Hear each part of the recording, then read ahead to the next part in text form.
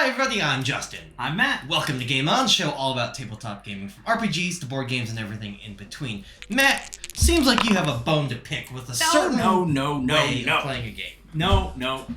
Why are you trying to rile me up? I'm trying to be positive. I'm trying to be, optimistic, constructive criticism. So let me tell you about something I hate. Yeah, get angry. So little backstory before I get into what I hate. I'm about to start tomorrow, in fact, will be the first installment of a game that I am playing with a group of friends, many of whom are some of my oldest gaming buddies, and the person running this game is probably the best overall GM I have ever played with. Besides me. Oh, sorry. I'm just kidding. But that said, he is going full retro with this game, and essentially we're playing a version of old school, red, blue, basic, expert, pre-second edition D&D. Okay. And traveling to the dark times. Yes, the books were written on cave walls back then. Yeah, no. Pictographs. Cuneiform. Yes. The Egyptians actually came up with this version of D&D. But, so my issue is I had to create a character for this game, obviously. And the methodology by which we're doing so is the old-fashioned roll-em-up character, okay? And what we're doing is 3d6 for our 6 main attributes. And roll them in order. Run what you brung kind of thing. This reminds me of how much I hate that. And how far we've come in game design that we no longer do that sort of thing, mostly. Because the thing about... And look, I understand the appeal, okay? The random chance element of developing a character has its surface appeal, I would say. But here's the thing. It's a game. And people are supposed to have fun with the game. And one of the things... That's what they tell us. Yeah. That's what they're charging us for. But one of the things that makes RPGs in all their forms, old and new, appealing is the chance to play a different character, some aspirational aspect that you want to it's role playing. It's getting to be somebody else. Yeah, I can get behind that. Right. And you want to get to be somebody else that you want to be. And you don't want to be at a disadvantage to the other people that you're playing with. Because fundamentally, in real life, we all encounter disadvantages. We all have things that are less than ideal. Yep. And playing a role-playing game is your chance to get away from that. And so if you have a bad set of rolls when you roll up your character, or even if you have a mediocre set of rolls that you roll up your character, but the way it shakes out isn't compatible with the character that you want to play. Yeah. You're either hammering a round peg into a square hole, or you're forced to play a character that you don't necessarily have much interest in playing because that's how the numbers came out. Okay. And so that reminds me of how much better I think a points by type of character creation system is. Okay. And for two main reasons. Number one, you can build your character to be what you will enjoy playing the most. Okay. Yes. All right? Because again, this is fun. This is a game. It's supposed to be enjoyable. It's not supposed to be like a painful character building exercise. No pun intended, right? Like you want to do what you want to do. You want to... Yep. And the other thing, you won't feel inadequate or insecure or at a disadvantage to your other players. Okay. And I think this is probably the larger important theme that I want to hit on. How important it is for the game to seem fair, not necessarily with respect to the players versus the story, or the players versus the GM, or the players versus the monsters or bad guys or, antagonists, whatever. Because the GM GMs are not fair. And they can, make your life miserable if they want to, and there's very little you can do about it. But you shouldn't feel at a disadvantage to your companions, your friends, the people that you're playing with, right? And if one guy rolls up a miracle character that can do no wrong, he's good at everything, he can be any kind of class that he wants to be, and you are thoroughly mediocre or lopsided, or like in the case of the character I rolled up this week, come up with a con of 6. Well, honestly, the thought that crosses your mind is, hey, a con of 6 might not be a bad thing because he'll die so quick I'll get to make a new character. And that's not how you should approach a new game, right? You should want your character to be somebody you want to keep alive at all costs and that you're looking forward to playing and is going to be and do what you want. Okay.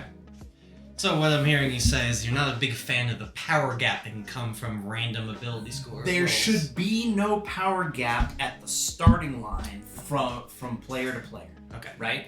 It should be equitable. Okay. We should work towards an ideal in a game system that gives everybody a fair starting chance to have fun. Okay. And if somebody starts in a hole, you're never going to make that up, because especially in a gaming system like D&D or its various offshoots, level-based systems where you're earning experience points and gaining levels. If you start down here relative to another player with the same amount of experience, you both gain at the same rate. You might get to where they started from, but they'll already be gone from there at that point. And so you'll never get even. If you start in a hole, you're never going to get even. And that can be very discouraging to people. Nobody wants to feel discriminated against, which is essentially what's happening in this situation. If you have a lower set of stats than the other guy, the dice, the system is discriminating against you. It's not any one person doing it to you, it's random chance, but it still means that you're going to have, most likely, less fun than the other person who started with a better set of stats. Would you be more inclined with like a standard array or a point buy system? Absolutely, yeah. Okay. No, that's my your argument. go-to. Okay. Like, because people then can choose how to set up their character to be what they want to be. Okay. And everybody kind of starts on an even playing field. In my opinion, this is just my opinion. Yeah. I most of my games are standard array. The games I would play, but I think that there is something to be said about having different. I don't like all my players being cookie cutter. Okay. And even with the point buy system, everything is going to kind of even out in the end, and everybody looks the same to me as the game master. Okay. Whereas if somebody comes in with rolled stats, now I don't necessarily like the idea of if you got rolled stats, you're stuck there for a long time. That sucks. How would that ever be anything but that? So games like Warhammer Fantasy, games like Traveller, where you roll your 3d6 down the line and you randomly make your character. You then have things after that can help patch up what's going on. Oh, sure. And D&D has that too. In the case of my character, there are a bunch of band-aids that you can use. Like, if you choose dwarf, then your con gets boosted to a minimum of 10 or 12, whatever it is. Maybe I hit a lot of this with a different mindset. Because sometimes when I'm making a character, I don't know what I want to play. Yeah. So when I get to randomly roll something, I get to say, what do I get to play, as opposed to what do I want to play. Sure. And I like the idea, I'm sick and tired of playing the hero. Let me play somebody with a big flaw. That's fun. I like to play with a negative dex, negative con. I've done it in Traveller. Okay. For me... you can't help it in Traveller. Traveller sets you up to be... I think the last Traveller character I wrote is like, I lost my arm. So, I understand what you're saying, but I think because I'm so sick and tired of playing the same thing all over again, over and over again, I like having something random. Okay, and random is okay, right? When you choose to have a random element in your character and say, hey, you know what, I want the fates to decide. Yeah. And that is a valid choice for people to do. If the system hammers you into that and says, you don't have a choice, it's going to be random, and if the dice come up with something that you hate, you're just gonna play. That's where my problem is. Philosophically, not because I can't, make lemonade out of lemons. Yeah.